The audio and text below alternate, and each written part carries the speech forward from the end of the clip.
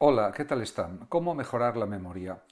La cuestión de la memoria pues es compleja porque hay distintos tipos de memoria. Está la recuperación de la información, el proceso del olvido, eh, la memoria colectiva, podríamos decir, y luego otros aspectos como la atención, la organización, la asociación, que influyen en la memoria, además de las distorsiones y alteraciones de la memoria. Empezando por la recuperación de la información, primero hay que decir que recordar es extraer información de la memoria. También es evidente que tenemos memoria a corto plazo y memoria a largo plazo. La memoria a corto plazo pues dura aproximadamente entre 30 segundos y un minuto, y la memoria a largo plazo supone que los contenidos se fijan en esa memoria de forma indefinida en el tiempo. En ese sentido, hay que decir también que los recuerdos no son copias exactas de informaciones o experiencias, sino que la memoria los reelabora en el momento de la recuperación. Conocer, por tanto, es siempre recordar, pero no lo que fuimos o supimos, sino lo que somos y sabemos ahora. Como un paleontólogo, se puede decir que infiere la existencia de un dinosaurio a partir de fragmentos de hueso. Las personas reconstruimos, en cierta medida, nuestro pasado, combinando fragmentos de información según nuestras expectativas actuales. Podemos aprender muchísimas cosas, es lógico, pero ¿de qué nos servirían si no las recordáramos? Además, hay factores que intervienen para que recordemos mejor la información, especialmente cuando es significativa y está bien organizada. Pero también hay otros elementos que influyen en el recuerdo. Por ejemplo, recordamos mejor aquello que se relaciona con sucesos emocionalmente significativos para nosotros, por ejemplo, la muerte de un ser querido. Este efecto se conoce con el nombre de recuerdos vívidos. También es evidente que la memoria depende del contexto. El olvido es la imposibilidad de acceder a los contenidos de la memoria más que la destrucción del recuerdo. La recuperación de un recuerdo es más fácil si acontece en el mismo contexto donde ocurrió el aprendizaje. Además, también influye en el proceso de recordar o recuperar la información el estado de ánimo, porque la memoria no procesa igual todos los estímulos. Graba mejor lo interesante, lo nuevo y lo emotivo o emocional. Lo que se experimenta en un estado de ánimo será recordado mejor cuando se restaure ese estado de ánimo. También es verdad que recordamos rellenando los huecos de la memoria. A veces extraemos conclusiones precipitadas y afirmamos cosas que no han sucedido en nuestro afán por, diríamos, salvar nuestra memoria. En efecto, esto puede tener implicaciones graves en los testimonios de los testigos oculares que intervienen ante los tribunales, por ejemplo, debido a la poca fiabilidad que pueden alcanzar sus recuerdos. En ese caso es mejor que los testigos digan que no recuerdan con exactitud o que no recuerdan, en vez de ofrecer recuerdos falsos o recuerdos inventados, que no son reales. En cuanto al fenómeno del olvido, está claro que si lo recordáramos todo, estaríamos tan enfermos como si no recordáramos nada, decía William James. Todo lo que alguna vez estuvo en la memoria y ya no está constituye el olvido. Y aunque parezca paradójico, la buena salud de la memoria depende también en buena medida del olvido. El olvido es la incapacidad de recordar nombres, fechas, hechos o conocimientos. Se produce por una saturación de información o fallos en la recuperación, aunque recordar todo sería tan terrible como no recordar nada. Está el caso de Funes el Memorioso, pues un relato inventado, desarrollado por Borges y que es muy clarificador en ese sentido. El olvido, hay que decir también que es tan importante como la memoria, ya que recordar todas y cada una de nuestras acciones durante todos los días supondría almacenar muchísimos datos inútiles. El escritor argentino, como ya dije anteriormente, Jorge Luis Borges, exploró en uno de sus cuentos, Funes el Memorioso, la tragedia de una persona condenada al recuerdo total. Pues sería algo realmente terrible recordar absolutamente todos los detalles de cada segundo, de cada décima de segundo, etc. En cuanto a las causas del olvido, son muy diversas. Está, por una parte, la lesión o degeneración cerebral. El olvido se produce porque la persona tiene una lesión cerebral o bien por alteraciones neurológicas, como por ejemplo la enfermedad de Alzheimer o el síndrome de Korsakoff de los alcohólicos, por ejemplo. También puede haber pues un fenómeno de represión, denominado también olvido motivado. La persona olvida, en este caso, porque la información es perturbadora o dolorosa. Sigmund Freud, por ejemplo, pensaba que la represión de los recuerdos tristes o desagradables es un mecanismo de defensa para precisamente combatir la ansiedad. Pero a diferencia de la supresión, que es un intento consciente de no pensar en algo, la represión es inconsciente. También está el fenómeno de la interferencia. Se produce a causa de la competencia entre las experiencias que una persona vive. Por ejemplo, hay lo que se llama interferencia proactiva, por la que una información aprendida dificulta un aprendizaje posterior. Por ejemplo, un estudiante de leyes que al realizar una oposición tiene que adaptarse a una nueva legislación. Y la denominada interferencia retroactiva, que se produce cuando un aprendizaje reciente interfiere en el recuerdo de la información pasada. Por ejemplo, la memorización de un nuevo idioma interfiere con la persistencia de los ya aprendidos. También interviene en el olvido la falta de procesamiento, de un procesamiento adecuado y profundo, ya que la información se puede olvidar porque nunca se procesó y por primera vez de una manera fuerte, y los recuerdos se disipan con el tiempo si no se utilizan también. De ahí la importancia del repaso en todo aprendizaje. Además, en el olvido influye también el contexto inadecuado. Si la información es difícil de recuperar es porque se aprendió en un ambiente diferente, y eso también influye en el proceso del recuerdo. En cuanto a cómo mejorar la memoria, hay muchísimas técnicas. Por ejemplo, está la técnica de repetición, lo que se llama repetición espaciada, repetir 5 veces aproximadamente cada contenido, luego pues descansar pues un cierto tiempo, unas horas o unos días, volver a repetir, etc. En definitiva, un repaso unido a la repetición espaciada. Repetición espaciada y repaso unidos sirven para potenciar la memoria, para mejorarla. Pero también es verdad que se pueden decir principios generales que sirven para potenciar más la memoria. En ese sentido, es verdad que no existe una píldora de la memoria, ni recetas mágicas para mejorar nuestra memoria, porque memorizar es una tarea difícil.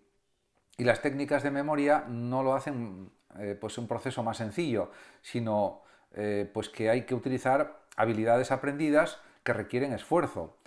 Pero si uno es perezoso, se conforma con la memoria tal y como es porque no le gusta el esfuerzo mental que exige aprender. Por tanto, para mejorar la memoria existen algunos principios generales y algunas reglas mnemotécnicas. En cuanto a los principios generales, pues son fundamentalmente la atención, el sentido, el significado, la organización y la asociación. Cada vez son también técnicas o reglas mnemotécnicas, de alguna forma. La atención es un proceso selectivo de la memoria por el que atendemos a los estímulos importantes e ignoramos los irrelevantes. Para recordar algo, lo primero que debemos hacer es atender, codificar y organizar bien la información, lo esencial de esa información. No hace falta, cuando pues, una persona está escuchando al profesor, que lo apunte todo el estudiante, sino que apunte lo más esencial de lo que ha explicado el profesor, hacer mapas conceptuales, esquemas, ideas principales de un texto, etc. En cuanto al sentido, a la significación, la memoria mecánica consiste en recordar una información repitiéndola varias veces, otorgarle sentido, como memorizar fórmulas matemáticas sin comprenderlas. En ese sentido hay que comprender primero las fórmulas matemáticas y luego intentar aprenderlas. En ese sentido, realmente también es verdad que se puede descomponer una cifra muy larga en unidades con significado y seguro que se recuerda mejor. Por ejemplo, si es un número muy largo, pues se puede decir 365 días, 52 semanas, 12 meses, 4 semanas, y un mes puede durar 31, 30 o 28 días. Y esa cifra, que es muy larga, se recuerda entonces mucho mejor, porque la cifra sería 36, 55, 21, 24, 31, 30, 28, por ejemplo. Y en ese sentido, pues hay una mayor facilidad a la hora de recordar. En cuanto a la organización, la información también debe estar organizada para recordarla mejor. ¿Qué utilidad tendría un diccionario si las palabras estuvieran enumeradas al azar en vez de seguir un orden alfabético? También está la técnica de la asociación. Consiste en relacionar lo que se desea aprender con algo que ya se sabe. Por ejemplo, dibujar un mapa de Italia y de Noruega, pues quizás eso sea más fácilmente recordable porque alguna vez alguien pues, dijo que Italia se asemeja a una bota. El recuerdo y la comprensión mejoran cuando los estudiantes relacionan los nuevos conocimientos con cosas que ya saben, con preconceptos previos que ya conocen. Por supuesto, también existe la denominada memoria colectiva. La memoria es un proceso colectivo y, por ejemplo, el sociólogo francés Maurice Halbwachs hizo una apología de dicha memoria en un ensayo póstumo titulado La memoria colectiva del año 1950 y estableció varias diferencias entre la memoria colectiva y la historia. La memoria colectiva se puede afirmar que es una corriente de pensamiento continuo, natural y ligado pues a la vida de un grupo, mientras que la historia es una corriente de pensamiento artificial que obedece a una esquematización de corte didáctico. En cuanto a la memoria colectiva, también se puede afirmar que se sitúa dentro del grupo, mientras que la historia se ubica fuera de él. En relación con los límites de la memoria colectiva son frágiles e irregulares, en cambio los de la historia suelen estar claramente fijados. Además, la memoria colectiva es amplia y diversa, mientras que la historia es mucho más monocorde. La memoria colectiva, por otra parte, se sustenta sobre las tradiciones y la historia lo hace sobre los hechos y los sucesos principalmente. Y por último, la memoria colectiva es el grupo visto desde dentro y la historia es el grupo visto desde fuera. En relación con las distorsiones y alteraciones de la memoria, pues hay que decir que existen ciertas distorsiones de la memoria. Por ejemplo, los fallos comunes de la memoria han sido descritos por Daniel Schachter, psicólogo de la Universidad de Harvard, en su libro Los 7 pecados de la memoria, y estos 7 errores pueden causar problemas de diversas maneras en relación con la memoria, pero forman parte de los riesgos y de los rasgos adaptativos de la mente humana, más bien de los rasgos adaptativos. En primer lugar, el tiempo. La memoria se debilita con el paso de los años porque las nuevas experiencias difuminan nuestros recuerdos. En segundo lugar, la distracción. Los fallos de la memoria por distracción, olvidar una cita, perder el móvil o las llaves de casa, se producen porque estamos preocupados en otros asuntos y no atendemos a lo que debemos recordar. También hay que decir, respecto al punto anterior, que la memoria queda compensada también por el aumento de la experiencia con el paso de los años. En cuanto a una tercera distorsión de la memoria, se podría hablar del bloqueo, que supone que es una búsqueda de información frustrada cuando necesitamos recordar algo. A veces somos incapaces de acordarnos del nombre de un amigo al que reconocemos en la calle. Eso es algo que le pasa a todo el mundo y es algo hasta cierto punto lógico y natural, porque no somos robots. También está otra distorsión de la memoria, que es la atribución errónea. Consiste en asignar un recuerdo a una fuente equivocada. Por ejemplo, confundir la fantasía con la realidad o recordar cosas que no han pasado. Los jueces, por ejemplo, pueden distinguir los recuerdos verdaderos o falsos de los testigos en un juicio. Pues en principio sí, si lo comparan con otras declaraciones de testigos o con pruebas evidentes que tengan el caso, etcétera, etcétera. Tienen sistemas para identificar los recuerdos verdaderos o falsos, o por lo menos los falsos cuando hay datos que corroboren que ese recuerdo es falso o que lo comprueben de alguna manera. También está la sugestibilidad, que es la tendencia de los individuos a incorporar información engañosa que procede de fuentes externas y formar memorias falsas, podríamos decir. También existe otra distorsión de la memoria que se puede denominar propensión, que en realidad refleja la influencia de nuestros conocimientos y creencias actuales sobre el modo de recordar el pasado. Efectivamente, a veces se elaboran los recuerdos para que encajen en nuestras creencias y necesidades actuales. Esto es algo que sucede muy comúnmente, de forma muy habitual. Y por último, pues habría una última distorsión de la memoria, hablando de forma más genérica, que es la persistencia. Consiste en recordar sucesos del pasado que preferiríamos desterrar de nuestra mente, porque están ligados a nuestra vida emocional. A veces recordamos cosas que no queremos recordar y otras veces no somos capaces de recordar cosas que sí queremos recordar. Eso le pasa también a todas las personas. Por otra parte, hay alteraciones de la memoria que son, por ejemplo, la amnesia, que es la pérdida total o parcial de la memoria, originada por un estado neurológico de la persona o por causas psicológicas o por una lesión. Los amnésicos pueden perder sus referentes personales y sociales y a continuación se pueden distinguir y vamos a distinguir varios tipos de amnesia. Está por una parte la amnesia anterógrada, es la incapacidad para adquirir nueva información y recordar los sucesos producidos después de una lesión cerebral o un desorden degenerativo. Está también la amnesia retrógrada, que es la incapacidad de recordar el pasado, los acontecimientos que han ocurrido antes de la lesión cerebral. Aunque el paciente no recuerda su vida antes de la lesión, su memoria a corto plazo funciona y puede aprender nuevas habilidades. Está también la denominada amnesia psicógena, Son generalmente víctimas de agresiones, violaciones, torturas, asaltos o abusos que pueden mantener durante periodos prolongados de tiempo una amnesia psicológica respecto al trauma recibido, que les incapacita para recordar los eventos previos y subsiguientes a la experiencia traumática, así como el trauma mismo.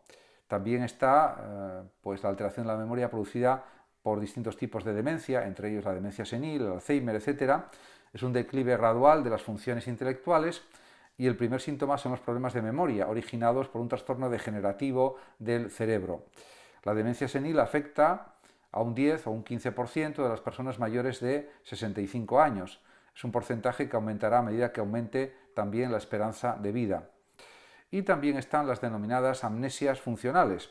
La memoria de una persona puede verse afectada por su estilo de vida, el estrés, la ansiedad, que afecta negativamente a la memoria, y las emociones negativas en general, que tienen una clara influencia en los procesos de memoria. Por ejemplo, algunos estudiantes se quedan en blanco durante un examen, sobre todo si es oral, pero también escrito. Igualmente, los actores pueden sufrir el miedo escénico y olvidar su papel. Como se puede observar, pues la memoria es algo complejo, pero es verdad que si se utiliza más la memoria, si se utiliza de forma adecuada, si se lee, si se busca información, si se hacen tareas que requieran ciertas habilidades intelectuales, se mejoran en general los procesos cognitivos y también la memoria. Muchas gracias a todos por su atención, saludos como siempre a los oyentes de Radio Sofando de México y hasta mi próximo vídeo.